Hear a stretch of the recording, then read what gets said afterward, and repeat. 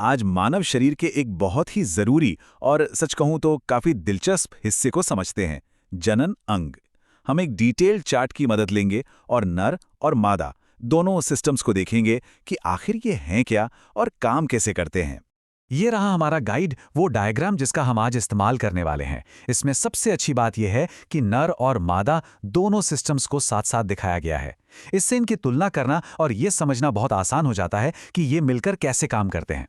तो हम अपनी बात को इन 5 हिस्सों में देखेंगे। एक छोटे से परिचय से शुरू करेंगे, फिर नर और मादा दोनों तंत्रों को थोड़ा गहराई से समझेंगे, उनके बीच के मुख्य अंतरों को देखेंगे और आखिर में इस पर बात करेंगे कि ये सब जानना हमारे लिए इतना जरूरी क्यों है। तो चलिए शुरू करते हैं। देखिए, जनन अंगों का काम सिर्फ अगली पीढ़ी को दुनिया में लाना ही नहीं है, बल्कि ये हमारे हार्मोन से लेकर हमारी पूरी सेहत को भी कंट्रोल करते हैं। तो एक तरह से इनको समझना खुद को समझने जैसा है।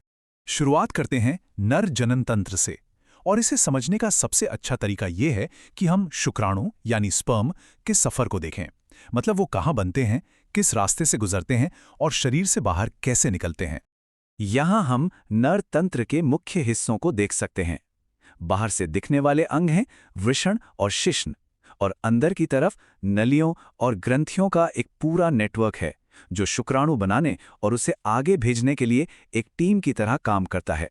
तो इस सफर का जो स्टार्टिंग पॉइंट है वो है वृषण यानी टेस्टीज। ये पुरुष का सबसे मुख्य जनन अंग है। यहीं पर लाखों शुक्राणु कोशिकाएं बनती हैं और उनका विकास शुरू होता है। और हाँ, टेस्टोस्टेरोन हार्मोन का भी ये मुख्य सोर्स है। अच्छा, वृषण में बनने के बाद शुक्राणु अधिवृषण, जिसे एपिडिडिमिस भी कहते हैं, में जाकर पूरी तरह से तैयार होते हैं और फिर वो शुक्रवाहिनी नाम की एक लंबी नली के जरिए अपना आगे का सफर शुरू करते हैं।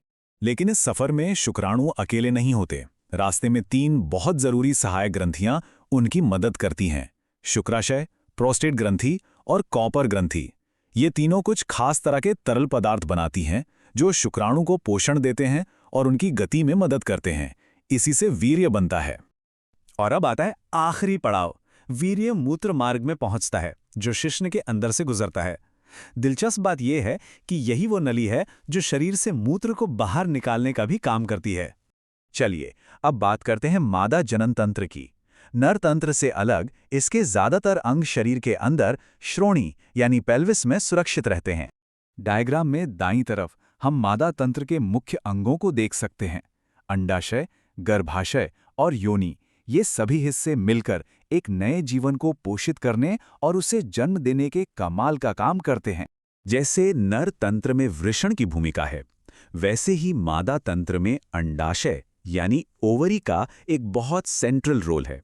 ये 2 छोटे अंग मादा जनन कोशिकाओं को बनाते और स्टोर करते हैं, जिन्हें अंडाणु या ओवम कहते हैं, और ये एस्ट्रोजन और प्रोजेस्टेरॉन जैसे बहुत जरूरी हार्मोन भी बनाते हैं।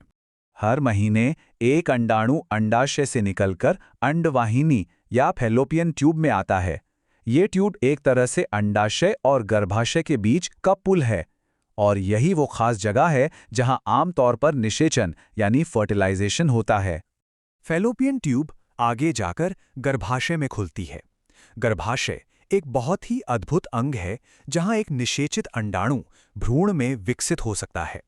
गर्भाशय ग्रीवा के जरिए योनि से जुड़ता है, जो बाहरी दुनिया का रास्ता है।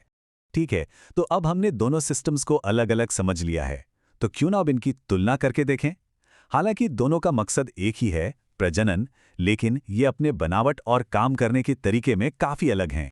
ये टेबल देखिए, ये मुख्य अंतरों को बहुत अच्छे से बताती है। जैसे कि नर तंत्र का प्राथमिक अंग है वृषण, जो शुक्राणु पैदा करता है, जबकि मादा तंत्र में अंडाशय होता है जो अंडाणु पैदा करता है।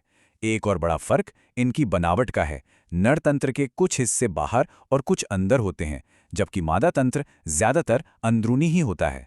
तो सवाल ये उठता है कि इन जटिल सिस्टम्स के बारे में जानना आखिर मायने क्यों रखता है। देखिए, ये सिर्फ किताबी ज्ञान नहीं है, ये सीधे तौर पर हमारी सेहत और हमारी जिंदगी से जुड़ा हुआ है। जब हम अपने शरीर के इन बुनियादी हिस्सों को समझते हैं, तो हम स्वास्थ्य, यौवन और प्रजनन क्षमता के बारे में बेहतर फैसले ले पाते हैं।